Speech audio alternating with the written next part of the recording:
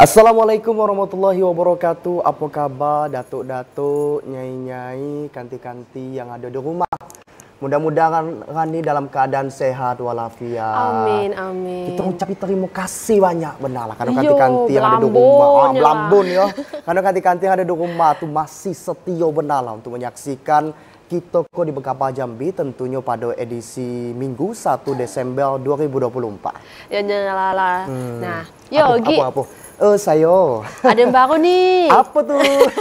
Nah, ganti-ganti pasti gue mikir, tumbenan ada yang baru maca hari ko edisi Minggu 1 Desember ko. Memang kita di studio baru kali ko. Spesial biar ada suasana baru pula untuk ganti-ganti kita. Tengoklah berjalan video belakang deh. Ya cak mana kan itu pengen pula saya lagi kapan-kapan kan. Kan nengoknya tuh bisa kayak mana ganti-ganti tuh enggak pernah saya soal make. Iya, saya tahu dak juga dan saya kita tanya kaki abang-abang kameramen beda. Nah, jadi kita kok hari ini nak ngasih informasi apa ganti-ganti kita? Banyak benar lah informasi yang nak kita sampaikan kepada kanti-kanti. Nak tahu nian apa nak tahu baik? Nak tahu benar lah. Tuh di antara kanti-kanti kotak suara pemilihan cawako Sungai Penuh dibakar oleh orang yang tidak dikenal.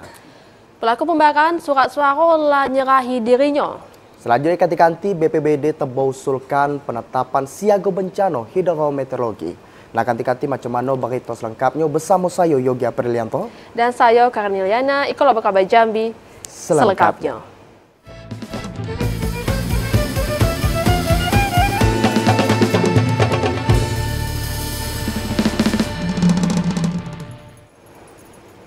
Kita awali kabar pertama kanti-kanti di mana kotak suara pemilihan wali kota dan wakil wali kota Sungai Penuh dibakar sama orang yang tak dikenal. Kotak suara yang dibakar itu berada di salah satu TPS di Desa Renah Kayu Embun, Kecamatan Kumendebai, Kota Sungai Penuh pada Rabu sore.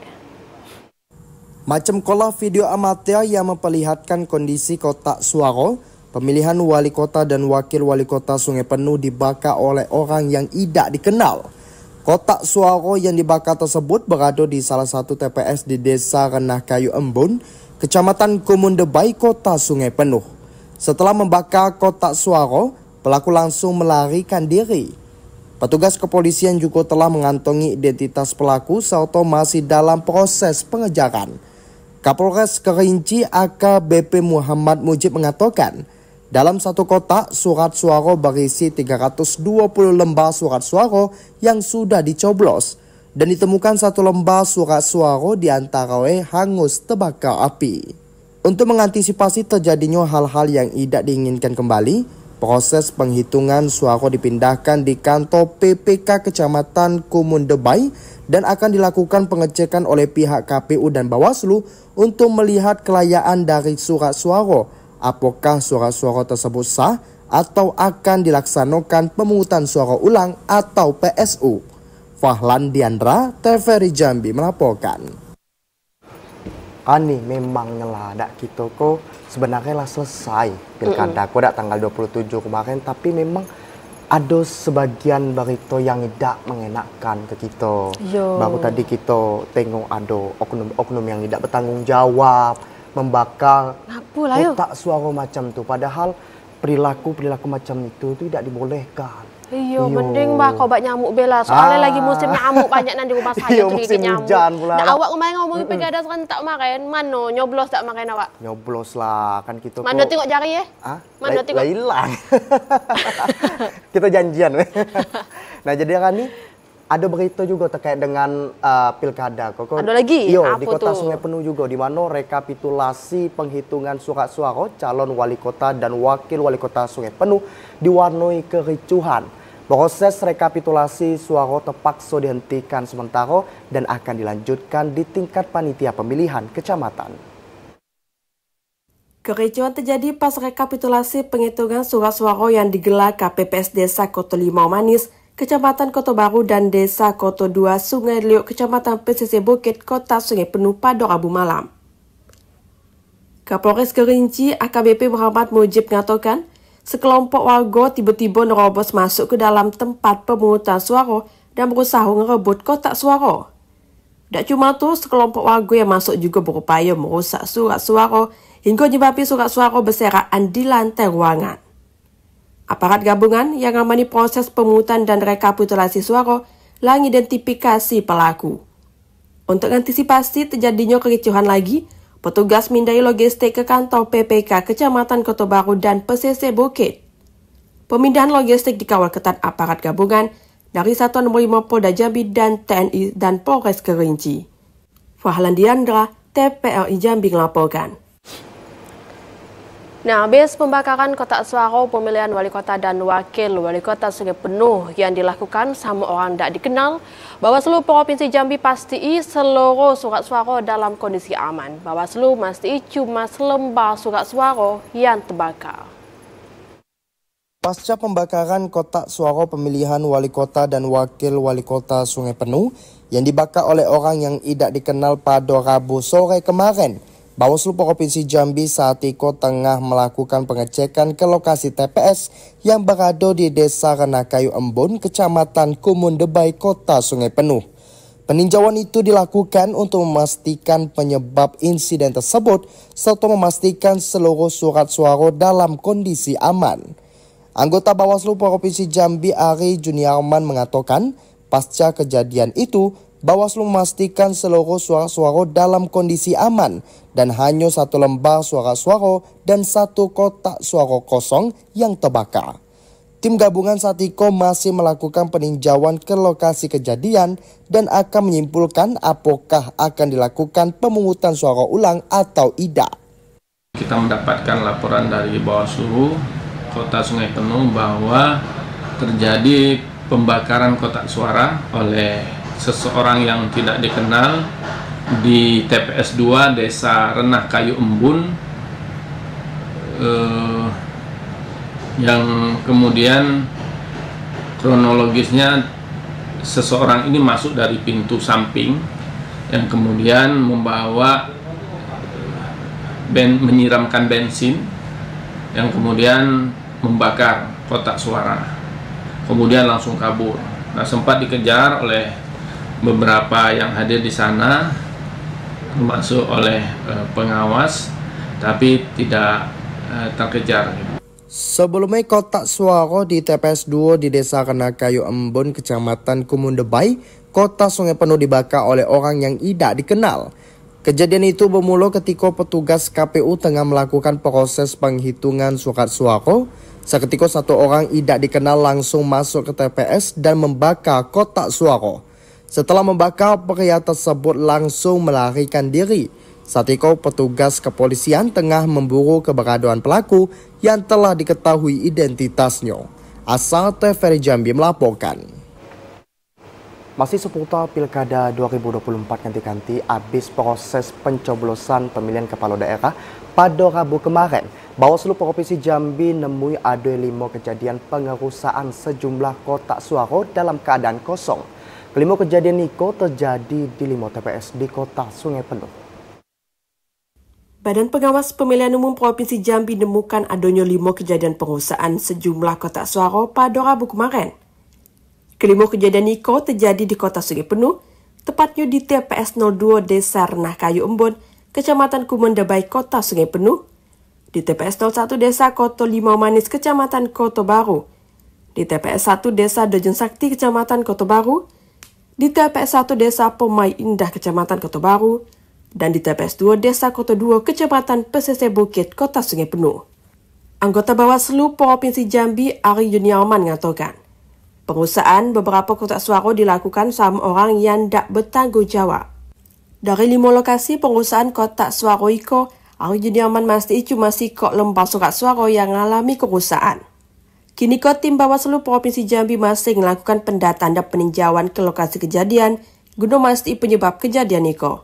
Yang kami terima bahwa yang pertama ini bukan hanya di RKI saja, tapi juga di TPS 1 di Desa Koto Limau Manis, Kota Baru juga terjadi pengerusakan kotak suara. Di TPS 1 Desa Dujung Sakti, Kecamatan Kota Baru juga terjadi pengerusakan kotak suara. Di TPS 1 Desa Permai, Kecamatan Kota Baru juga merebut kotak suara. Dan kemudian di TPS 2 Desa Koto Duo, Kecamatan Pesisir juga pengerusakan kotak suara. Itu semua di Sungai Penuh? Semua di Sungai Penuh, ada di 3 kecamatan. Warga diimbau untuk tetap menjaga keamanan dan kenyamanan pasca proses pencoblosan pilkada. Warga diminta untuk tak mudah terprovokasi dengan segala informasi yang tak bisa dipertanggungjawabi. Asar TPRI Jambi melaporkan.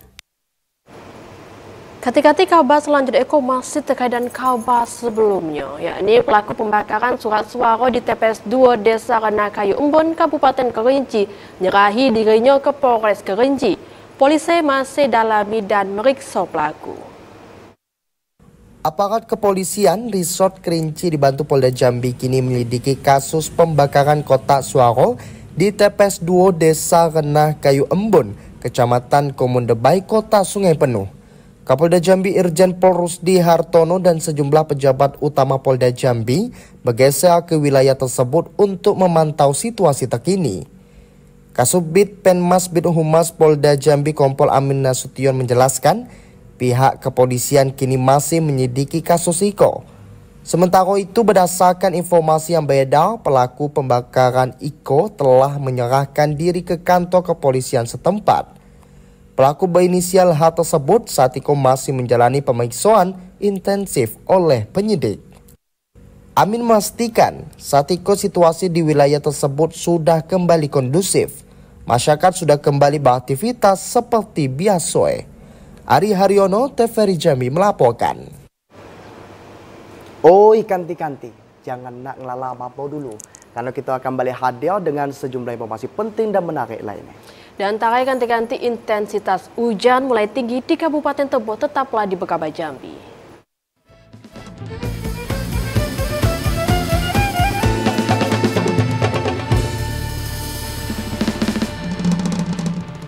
Terima kasih Belambun kanti-kanti, masih setia benala tetonggo di depan TV untuk menyaksikan anak yang paling gagah dan anak yang paling cantik pada hari ko. Nah kanti-kanti, berita selanjutnya terkait dengan puncak musim hujan, di mana BPBD Kabupaten Tebo mengusulkan penetapan status siaga bencana hidrometeorologi. Hal tersebut untuk mengantisipasi bencana banjir, tanah longsor dan angin puting beliung. Berdasarkan data dari Badan Meteorologi, Klimatologi, dan Geofisika BMKG Provinsi Jambi, intensitas hujan di Kabupaten Tebo mulai meningkat. Dalam beberapa hari ke depan, potensi hujan dengan intensitas sedang hingga lebat akan terjadi. Sekretaris Badan Penanggulangan Bencana Daerah Kabupaten Tebo, Ahmad Roni mengatakan, Kabupaten Tebo mulai memasuki puncak musim hujan, sehingga masyarakat diimbau untuk waspada saat melakukan aktivitas di luar rumah. Potensi bencana alam banjir dan tanah longsor juga berpotensi terjadi di musim hujan. Pihaknya juga telah mengeluarkan surat untuk siap siaga ke setiap kecamatan di Kabupaten Tebo. BPBD Kabupaten Tebo juga menyiapkan sejumlah peralatan yang dibutuhkan saat terjadi bencana, termasuk personel yang disiap siagakan. Joko, TVRI Jambi melaporkan. Nah memang kalau kemarin kan di wilayah November, tengah-tengah November Kota Jambi kemarin, nah sekarang kok dari akhir November kemarin hingga nak kaki Desember jadi wilayah Tebo pula lagi intensitas hujan tinggi. Jadi nanti kita yang berada di Kabupaten Tebo harap waspada dengan bencana hidrometeorologi macam apa tadi apa Siko? Banjir. Apa lagi? Tanah longsor. Nah ada lagi? Aduh, angin pusing. Benar nian lah. Angin puting beliung. Iya, kita harap kanti-kanti kita yang berada di Kabupaten Tebo siap waspada lah, dan kalau misalnya ada kejadian bencana bisa hubungi pihak terkait macam BPBD tadi, karena pihak BPBD pun udah nyiapin sarana dan prasarana untuk mengantisipasi ataupun nangani kasus-kasus bencana hidrometeorologi. Betul benar lah kan. Nah, kabar selanjutnya kita masih terkait di Kabupaten Tebo tadi di mana dalam beberapa hari ke depan kanti-kanti intensitas hujan di Kabupaten Tebo masuk kategori sedang hingga lebat. Warga diimbau untuk waspada sama potensi bencana alam akibat cuaca ekstrim. Beberapa wilayah di Kabupaten Tebo masuk puncak musim hujan. Bencana hidrometeorologi, banjir dan tanah longsor maupun angin puting beliung berpotensi terjadi. Badan Penanggulangan Bencana Daerah Kabupaten Tebo ngambil langkah cepat guna mengatasi bencana iko. Kini pihaknya ngusuli penetapan status siaga bencana hidrometeorologi kepada kepala daerah. Sekretaris BPBD Kabupaten Tebo, Ahmad Roni mengatakan, Personel disiapi untuk penanganan bencana, termasuk peralatan untuk penanganan banjir maupun longsor. Warga diimbau untuk waspada di puncak musim hujan khususnya orang yang tinggal di tepian sungai Batanghari yang berpotensi terkena banjir dan longsor. Joko TPRI Jambi melaporkan. Nah kan nih, kita memang kini lagi puncak musim penghujan. Bukan hanya bencana hidrometeorologi yang harus kita waspadai. Ada banyak yang harus kita waspadai itu, macam pangan yang susah di apa bahasa yo orang nanam gagal panen itu susah nyebutnya. Orang nanam padi kena banjir tadi apa kan itu susah juga. Kok ada berita kok masih di Kabupaten Teboko kan nih. Nah, ganti-ganti di mana pemerintah Kabupaten Teboko mengantisipasi dampak musim hujan terhadap ketersediaan pangan. Salah satunya dengan menurunkan tim penyuluh ke desa-desa agar para petani dapat menjaga pasokan bahan pokok bawang merah, cabai dan kebutuhan lainnya. Pemerintah Kabupaten Teboko antisipasi dampak dari puncak musim hujan sama ketersediaan pangan. Pihaknya nuruni tim penyuluh di setiap desa supaya petani bisa menjaga dan meningkati produksi pangan macam cabai, bawang dan kebutuhan pokok lainnya. Asisten Duo Setda Kabupaten Tebo, Joko Aryawan mengatakan, tingginya intensitas hujan bisa mempengaruhi jumlah produksi panen. Kondisi itu bakal berdampak pada kurangnya jumlah pasokan bahan pokok. Dalam menjaga ketahanan pangan pemerintah bakal nyaluri pupuk ke petani, termasuk obat untuk mengantisipasi hama. Sehingga produktivitas dari komoditi pangan yang ada di Kabupaten Tebo bisa terjaga dengan baik. Cuaca yang sekarang, ya, jadi kita memang mengiatkan jadi tenaga-tenaga penyuluh kita untuk tetap mendampingi petani dalam hal meningkatkan produktivitas komoditas, terutama yang terkait dengan pangan adalah cabai merah dan bawang merah serta padi, dan kita juga tetap melihat itu secara berkala dan juga intervensi bibit dan sarana produksi lainnya. Pihaknya juga bakal ningkati koordinasi dengan daerah penghasil komoditas cabai maupun bawang, sehingga pas terjadi kelangkaan pasokan bisa langsung impor dari luar kabupaten. Joko TPRI Jambi melaporkan. Nah, kantik-kantik lagi lah gosok garang tuh, todoklah dulu nonton kami ke Buka Jambi karena besok nak lewat kaki kami masih akan balik hadir dengan sejumlah informasi penting dan menarik lain. Di antara kantik-kantik Pemkab Tebo bentuk Satgas Penanganan Konflik Satwa Liar dengan Manusia. Tetaplah bersama kami.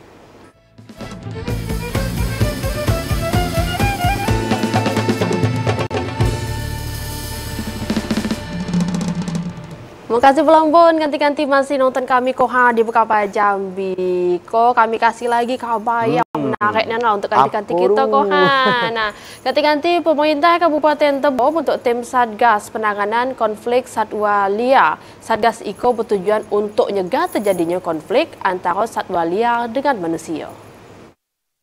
Menindaklanjuti konflik antara satwa liar dengan manusia yang terjadi beberapa hari lalu, pemerintah Kabupaten Tebo bentuk tim Satgas Penanganan Konflik Satwa Liar dengan Manusia. Asisten Duo Setda Pemerintahan Kabupaten Tebo, Joko Adriawan mengatakan, pihaknya telah berkoordinasi dengan unsur terkait lainnya, termasuk Balai Konservasi Sumber Daya Alam atau BKSDA Jambi untuk dilibatkan dalam tim Satgas. Pembentukan Satgas Iko juga akan langsung dilaporkan ke kepala daerah untuk disahkan. Ini nanti akan kita galakan dengan melibatkan seluruh stakeholder, ya, baik itu dari BKSDA, Pemkab Tebo, kemudian juga dari perusahaan, dari pihak swasta dan dari TNI Polri juga. Nah, kita akan segera melakukan hal itu. Kemudian juga terkait dengan pembentukan tim, kami segera akan nanti merumuskan adanya satgas untuk penanganan konflik satwa liar juga, agar jangan sampai terjadi lagi di kemudian hari ini. Itu kemudian terakhir lah, jangan sampai ada lagi, dan semoga ini bisa menjadi percepatan kita dalam menangani konflik antara satwa liar dengan masyarakat ini. Sebelumnya dalam 1 bulan terakhir terdapat 2 kasus konflik antara gajah dan manusia. 1 orang meninggal dunia akibat dari serangan gajah tersebut. Joko TVRI Jambi melaporkan. Oh ya kan nih. Apa tuh? Awak kok nak cerita, nak curhat. Boleh apa kok Dah. saya dengar lah kok apa. Kini kok banyak nian kasus-kasus musibah macam kebakaran rumah tuh. Sering nggak nengok berita-berita. Yo, kadang tuh kan kan. Tuh tahu nak sebab apa? Nah, itu yang saya nak kadang tanya tadi tuh. Karena konsleting arus listrik tadi. Makanya kita kok nak ngimbau kepada kanti-kanti kita yang ada di rumah tuh untuk memperhatikan instalasi listrik kita yang ada di rumah, kompor kita yang ada di rumah. Takutnya kaki kita tidur kompor tuh masih hidup kan. Apalagi kabel-kabel tuh kan kadang banyak tikus di rumah gitu. Takutnya itu harus diperhatikan dengan betul karena akan berakibat fatal ketika itu kaget terjadi konslet. Macam tu lah, makanya saya tadi awak bilang tadi kan pasti kompor mati. Jangan lupa kayak kan. Aku tu lah saya tak masak. Hindari itu kan. Saya kan janganlah kaget saya makannya macam mana. Apalagi macam obat nyamuk yang hobi pakai obat nyamuk. Itu kadang juga bisa menyebabkan terjadinya kebakaran rumah. Aku ada berita terkait dengan kebakaran rumah. Apa tuh? Nak tahu saya terjadi di Palmerah, di mana siko unit rumah warga di Palmerah, Kota Jambi pada Senin malam terbakar. Beruntung tidak ada korban jiwa dan insiden kebakaran tersebut.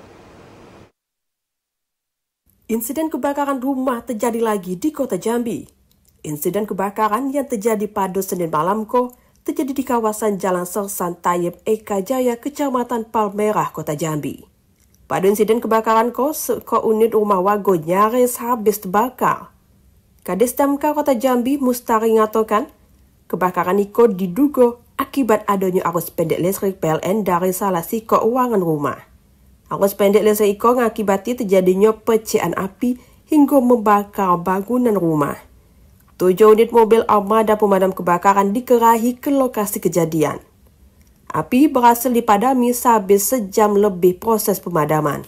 Kami baru menerima laporan dari masyarakat di RT 03 Kelurahan Eka Jaya adanya satu unit rumah yang terbakar akibat kurangnya permajaan instalasi listrik yang terjadi menyebabkan korsleting listrik pada bangunan tersebut, dan api dapat dipadamkan dengan kita menurunkan 7 armada dan 30 personil dibantu dengan pos pemadam kebakaran Jambi Timur dan Palmerah. Tidak ada korban jiwa. Warga diminta untuk tetap waspada sama potensi kebakaran rumah dengan memperhatikan instalasi listrik dan kompor pas bakal ninggali rumah. Asar TVRI Jambi ngelaporkan. Betul je lah yang awak cakap tadi tu atau waktu emang kan pas listrik tadi macam berita yang barusan tu kan karena awas pendek listrik. Betul. Tu sama kalau kita lagi tinggal di rumah tu pasti lah kita mati kalau lah cabut kabel-kabel tu. Betul benar lah. Dan sama sikok kong biasa itu kalau rumah di listrik kulkas tu nyolok you kadang awak pakai kabel yang bercabang-cabang tu dah. Jangan. Bahaya ya. Iya, jadi kalau misalnya kayak peralatan kulkas tu, langsung colok diok be, jangan pakai yang kabel depan-depan. Yo, kabel kulkas tu be, langsung di apa nama itu stop kontak yo, terminal. Bukan, terminal tu banyak-banyak tu.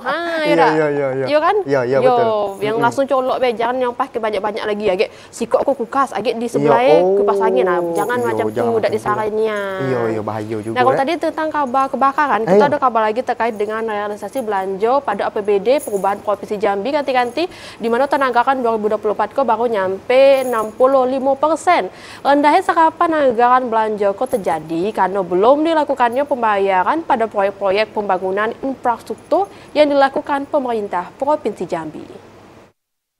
Memasuki akhir November 2024, realisasi belanja pada APBD Perubahan Provinsi Jambi tahun anggaran 2024 baru 65%. Masih rendahnya serapan APBD jelang bakalnya tahun 2024 itu diakui oleh Sekretaris Daerah Provinsi Jambi Sudirman. Sudirman menjelaskan rendahnya serapan anggaran belanja itu terjadi karena belum dilakukannya pembayaran pada proyek-proyek pembangunan infrastruktur yang dilakukan pemerintah Provinsi Jambi. Sudirman meyakini realisasi anggaran belanja daerah akan terserap dengan baik setelah pembayaran pada seluruh proyek pembangunan yang masuk dalam skema pembayaran tahun jamak. Pembayaran pada proyek-proyek infrastruktur baru akan dilakukan setelah progres pengajuan VCA selesai dilakukan pihak kontraktor. Selain itu, pada realisasi belanja pembangunan, pemerintah Provinsi Jambi melalui organisasi perangkat daerah juga akan berupaya optimal mempercepat penyerapan anggaran daerah untuk mendorong pertumbuhan ekonomi masyarakat. Saya sudah komunikasikan dengan BPKPD. Jadi realisasi itu, realisasi fisik dengan realisasi keuangan itu masih berbeda memang. Jadi yang disampaikan itu adalah realisasi fisik. Ya. Karena realisasi fisik itu ada yang bekerja dulu tapi uangnya belum dicairkan. Jadi masih di kisaran segitu, tapi mudah-mudahan kalau sudah uangnya sudah terambil itu sudah bisa tercapai di posisi 80%. Itu targetnya berapa ini Pak? Bisa 100? 90? Kayaknya sih nggak mungkin ya, kita targetkan sampai 100%. Tapi kita optimalkan lah ya, optimalkan yang terbaik ya, minimal kalau betul ya 85%, minimal ya. Sudirman menambahkan, dengan mempertimbangkan berbagai kendala yang dihadapi, pemerintah Provinsi Jambi hanya menargetkan realisasi belanja pada APBD tahun anggaran 2024 minimal 85%. Randy Arta, TVRI Jambi melaporkan. Ganti-ganti, kagilah jajan es dulu. Tunaklah depan TV karena kami akan kembali hadir dengan sejumlah informasi penting dan menarik lainnya. Di antaranya Kabupaten Tebo kekurangan tempat pembuangan sampah. Tetaplah nonton kami kok di Bekaba Jambi.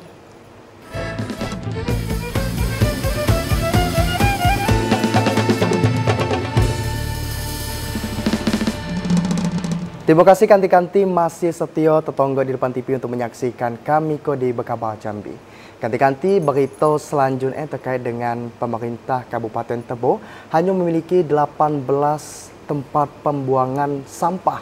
Jumlah tersebut masih kurang sebab menampung sampah rumah tangga dari masyarakat. Kini kok cuma ada 18 TPS tempat pembuangan sampah yang tersebar di Kabupaten Tebo. Jumlah TPS masih kurangnya untuk nampung sampah rumah tangga. Kondisi ko bikin sampah berserakan di beberapa tempat dan nimbuli pemandangan tak sedap. Perlu adanya tambahan TPS untuk nampung sampah dari limbah warga Kabupaten Tebo.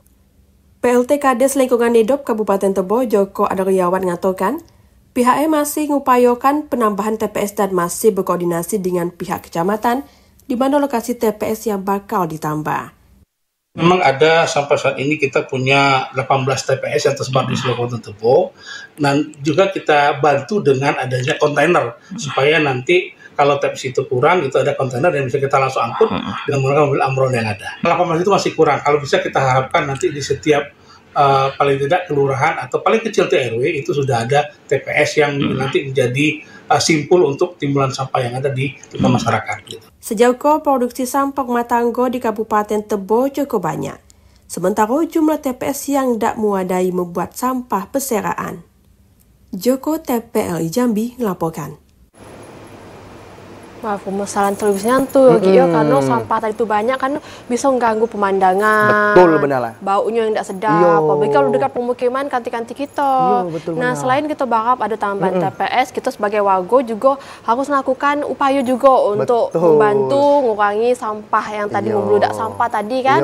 Misalnya kita kok yang sampah organik bisa kita olah lagi jadi pupuk. Wah, betul benar lah. Kita pisah sampah tuh. Jadi kayak juga kanti-kanti kita kok yang angkut sampahnya juga enak untuk proses sampahnya di TPA lagi. Betul, nah, awak juga suka tak pernah sampah sayur tuh kan organik tuh dijadi pupuk, apa dibuat apa? Saya tuh kan enggak muat. Cuman yang non organik tuh biasanya saya makan di rumah dewek lah, biar enak kan. Lepas tuh diolah lah ya, diolah perlu lagi kita ke tempat pembuangan sampah tuh. Dipilah-pilah juga. Terus kalau bisa sampah yang non organik itu bisa dibuat kerajinan tangan. Kan bisa diolah kerajinan tangan, kaki dijual dapat duit. Dapat duit. Awak waktu SD macam itu juga. Iya kan jualan apa makanya buat apa? Dari kardus-kardus tuh dibuat macam Gucci. Bisa tak mau macam itu? Iya. Gucci apa? Gucci macam hiasan deh. Yang untuk bunga, ada bunganya juga dari plastik sampah. Kreatif juga awak aku dulu ya. Kreatifnya lah saya. dulu ingat dulu. Ini kau tuh kan lagi. Nah, kita ke kawasan lanjut ke kanti-kanti masih dari Kabupaten Tebo terkait dengan persoalan sampah yang masih jadi perhatian khusus di mana Dinas Lingkungan Hidup Kabupaten Tebo punya masalah lain. Tadi selain kekurangan TPS, kurang TPS tadi itu masih juga sekarang kekurangan armada guna ngangkut sampah ke tempat pembuangan akhir. persoalan sampah masih menjadi perhatian khusus bagi pemerintah di Kabupaten Tebo. Tumpuan sampah masih terjadi di sejumlah titik di tempat pembuangan sampah yang merusak pemandangan dan menimbulkan bau yang tidak enak. PLT Kepala Dinas Lingkungan Hidup dan Perhubungan Kabupaten Tebo, Joko Adriawan mengatakan, pihak terus mengangkut sampah dari TPS ke tempat pembuangan akhir. Namun terdapat keterbatasan armada untuk mengangkut sampah tersebut. Dinas terkait akan mengupayakan penambahan armada sesuai dengan kebutuhan. Pasalnya produksi sampah di Kabupaten Tebo mencapai puluhan ton dan sebagian besar berasal dari sampah pasar. Untuk pengelolaan persampahan di Kabupaten Tebo itu mengacu kepada 4 pasar yang ada, 4 pasar besar yang ada di Kabupaten Tebo. Yang pertama di Pasar Tanjung Bungur, ya, di Tebo Tengah, itu sampai di bulan Oktober ini sudah menangani sampah itu tuh 4.821 ton, ya, sampai dengan bulan Oktober. Kemudian di yang kedua itu di Pasar Pulau Temiang itu 210 ton sampai dengan bulan Oktober. Kemudian di Tebuir juga ada itu 280 ton sampai dengan Oktober, dan terakhir di Lumajang ini yang paling baik juga itu 4.397 ton sampai bulan Oktober. Pemkab Tebo juga berencana mengelola sampah dari hulu ke hilir sehingga produksi sampah di masyarakat dapat berkurang. Joko TV Jambi melaporkan. Selanjutnya, kanti Ketua DPRD Provinsi Jambi Hafiz Fatah meminta pemerintah Provinsi Jambi untuk hentikan sementara alur distribusi batu bara melalui jalur sungai guna memastikan keamanan jembatan Auduri 1 yang mana jembatan Niko menjadi urat nadi penghubung utama di Provinsi Jambi. Nindaklanjuti kejadian kapal tongkang pengangkut batu bara yang nabrak lagi tiang pengaman jembatan Auduri 1, Ketua DPRD Provinsi Jambi Hafiz Fatah secara tegas minta pemerintah Provinsi Jambi untuk melakukan penghentian sementara distribusi batu bara lewat jalur sungai. Hafiz mengatakan penghentian itu harus dilakukan untuk menjamin keselamatan jembatan Auduri 1 yang jadi jalur penghubung utama Provinsi Jambi, baik antar kabupaten kota maupun antar provinsi. Penghentian sementara pengangkutan batu bara lewat jalur sungai wajib dilakukan hingga selesainya perbaikan tiang pengaman jembatan sama pihak yang bertanggung jawab. Nah, tentu kami melihat ini adalah sebagai jembatan yang menjadi penghubung utama bagi masyarakat, khususnya kabupaten-kabupaten yang melalui jembatan ini.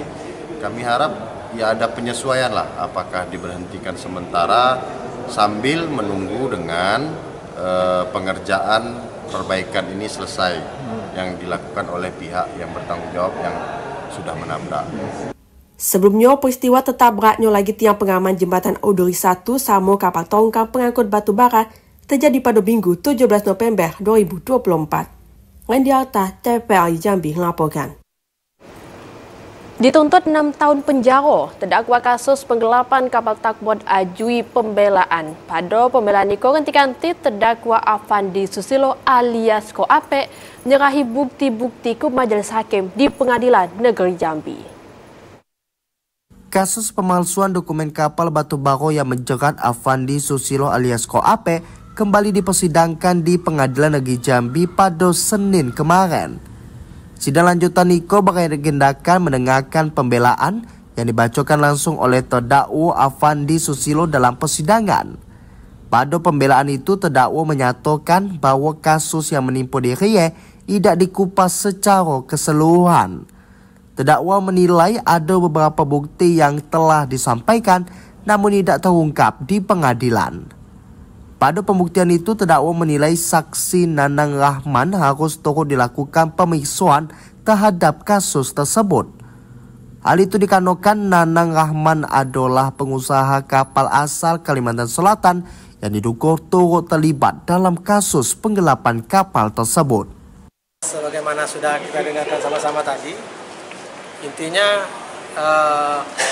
Wape sudah ungkapkan semuanya di sidang bahwa apa yang dilakukan dalam dugaan pemalsuan itu adalah atas perintah Haji Nanang. Jadi dari awal Haji Nanang tahu bahwa itu adalah untuk dipalsukan dan dia yang merintahkan. Dan ingat, yang diperkarakan hanya 10 kapal padahal ada 35 kapal. Jadi sebagaimana disampaikan Apek tadi, Kok Apek, ya minta keadilan agar kalau dia mau bertanggung jawab, tapi juga Haji Nanang sebagai juga pelaku, jadi sama-sama untuk bertanggung jawab gitu. Jadi di sini saya hanya minta keadilan aja, karena dari penyidikan Polda, waktu saya di Polda sampai saya hari ini, kasus ini tidak dibuka seterang-menerangnya.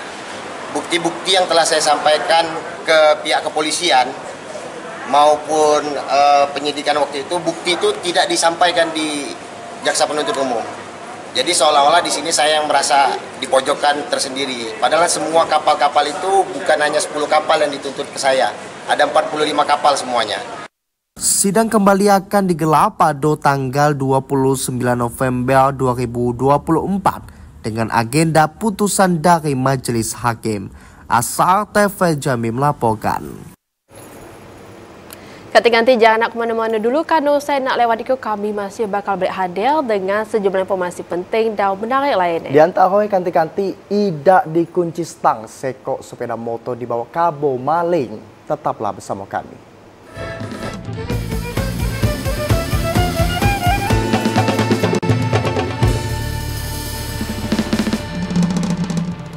Terima kasih kanti-kanti masih setia tertonggok di depan TV untuk menyaksikan kami di Kabar Jambi.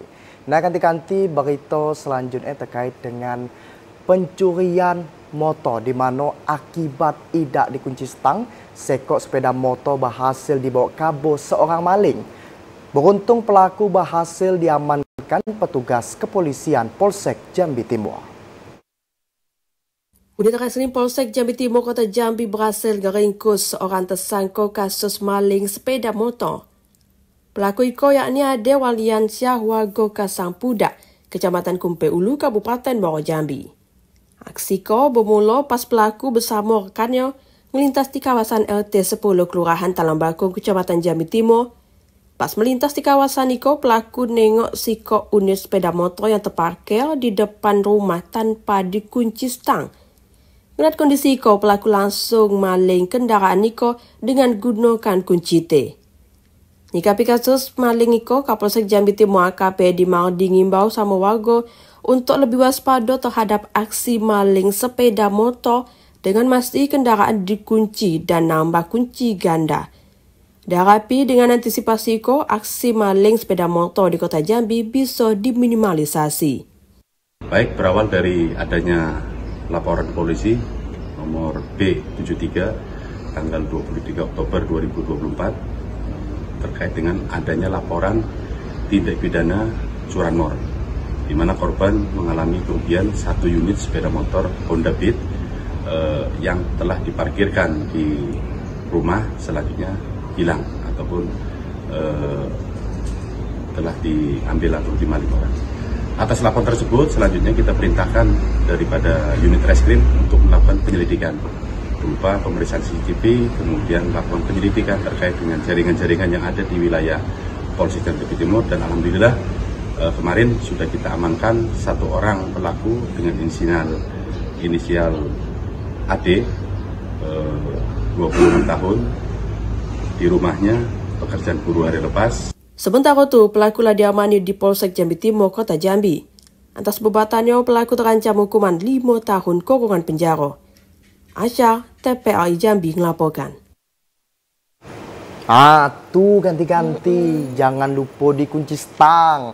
Nak kita kemana, nak ke warung, nak pergi sekolah, nak kemana bela, pokoknya jangan lupa dikunci stang. Iya benar, karena kejahatan itu bukan hanya terjadi karena ada niat pelaku, tapi Betul. juga karena ada kesempatan. Macam tadi tuh adik lewat di makan tiket toko, tengok di depan rumahnya ada motor lagi, ada kunci stang. Kita kan mikir aman lah depan rumah, aman, betul, biarlah dulu. Itulah kita sekarang, kok zaman sekarang, tenang hati-hatinya lah. Biarlah depan rumah, biarlah rumah tu berpagar, ada kayak gitu akal-akal nak maling kok. Jadi sebaiknya kalau di rumah tu dah kita amanin, walaupun cuma nak masuk ke dalam cuma nak ambil gelas be tadi tu. Mati kunci stang, kalau perlu gembok lagi tambah. Biar aman nian. Biar aman nian. Iya, kan zaman sekarang bukan hanya kunci stang be. Saya nak ingatnya juga pada kanti-kanti yang ada di rumah tuh. Biasa hobi nian naruh HP tuh di dashboard tuh. Iya tuh. Bahaya nian. Soalnya banyak kanti-kanti saya yang kena kecurian jadi korban dan itu juga bisa membahayakan kan ketika ada kaget orang yang oknum atau yang pencuri maling-maling tadi kok ada niat jahat, ada kesempatan, wah nampak apa itu ada di dashboard tuh, dikejar dipepen diambil gitu bahaya juga untuk kita bisa jatuh kan bahaya. Jadi memang harus hati-hati barang kita jago lah dengan elok-elok ya. Benarnya. Nah selain tadi ada kasus maling motor juga ada terkait dengan narkoba pula di mana Direktorat Reserse Narkoba Polda Jambi ngeringko seorang kurir narkoba di kawasan Kelurahan Purwobakti, Kecamatan Baten 3, Kabupaten Bungo. Dari tangan pelaku, polisi nyito 25 paket sabu dengan berat kurang lebih 1,1 ons.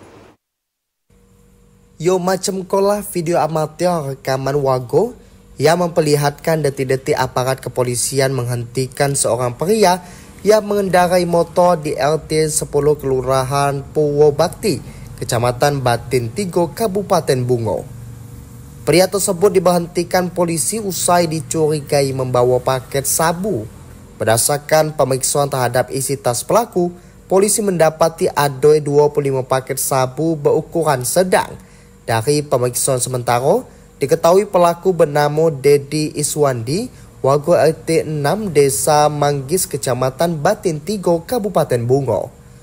Dedi mendapati barang haram tersebut dari seseorang berinisial A yang saat itu masih buron. Penangkapan ya yang dilakukan oleh Subdit 3 di Polres Narkoba, satu orang laki-laki yang ditemukan narkoba yang diduga narkoba itu berat 112 gram ya, dalam bentuk 25 paket. Saat ini Subdit 3 masih mengembangkan lagi. Sementara itu untuk proses penyidikan pelaku dibawa ke Subdit 2 Ditres Narkoba Polda Jambi dan telah ditahan dan ditetapkan sebagai tersangka dalam kasus peredaran narkoba tersebut. Pelaku dijerat Undang-Undang Nomor 35 Tahun 2009 tentang narkoba dengan ancaman kurungan penjara hingga seumur hidup.